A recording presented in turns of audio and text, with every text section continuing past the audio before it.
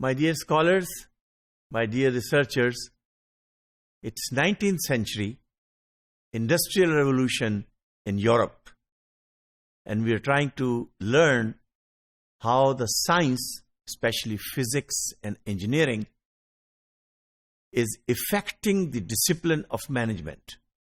Of course, the language of economics is entering into the commercial arena, and we have seen that the first scientific management thought was presented by an American engineer, Edward Taylor.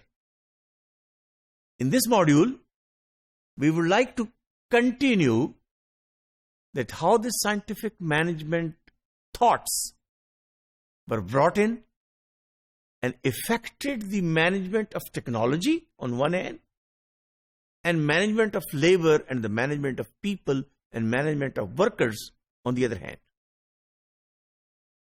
Presently in 19th century, early 19th century, remember now the steam engine is already in place helping the factory. The power to the machine is on the basis of technology. So in other words, mass production was the demand of the day. So management of technology, management of operation and production. On the other hand, management of labor and management of worker. And later on we will see management of managers. In other words, in total, management of people have to be looked into, and how the thoughts will be developed from scientific discipline into more artistic and leadership discipline as we enter into the 21st century. Number one, after Edward Taylor, we like to see how Henry Gantt contributed to the development of the mass production. Remember, Edward Taylor was talking about the one best practice. So the task should be efficiently produced.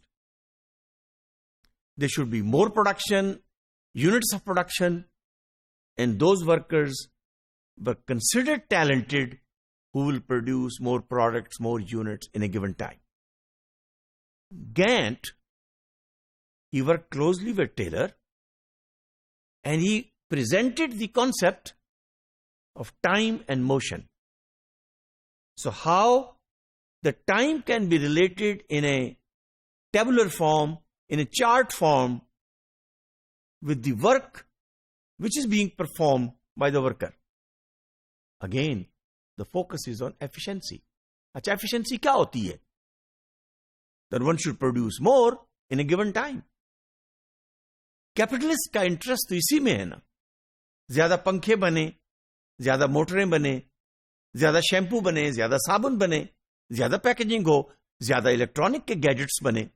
Yes, efficiency was the demand of scientific management. So in other words, Gantt chart, आपने management की किताबों में पढ़ा होगा, was introduced in those days, and of course the progress of work was being monitored with respect to the time. Another contribution to the Taylor's work was that how the different units which are being produced, yes, the one who produce more should be paid more. लेकिन ये जो differential payment system है labour के लिए, worker के लिए, on the basis of the task and on the basis of the units, क्या इसमें कोई बोनस का कॉन्सेप्ट भी ऐड किया जा सकता है?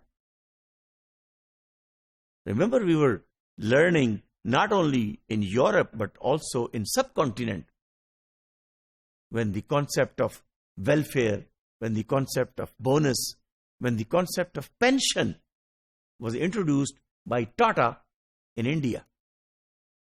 19th century. So Henry Gantt brought in the concept of bonus over and above the wages. देखिए, wages तो पे होने ही हैं, इसलिए कि someone who worked 6 hours, someone who worked 8 hours will be paid according to the hours. But the one who might have produced more in 6 or 7 hours, can he be given bonus? अच्छा, यहीं से फिर later on concept develop होगा shareholder का, employees as a shareholder.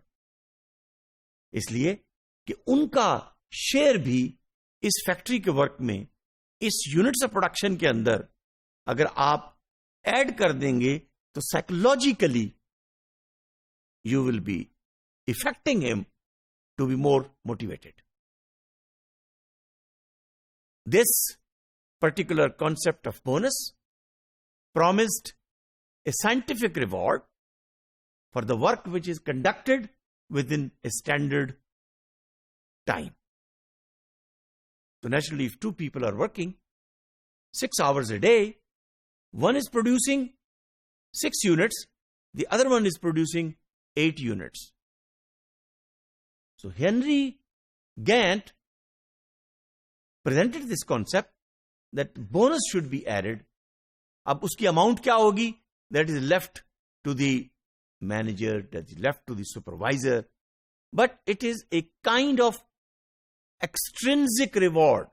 Later on, यहीं से फिर motivational theories आएंगी. Remember need theories? Extrinsic reward,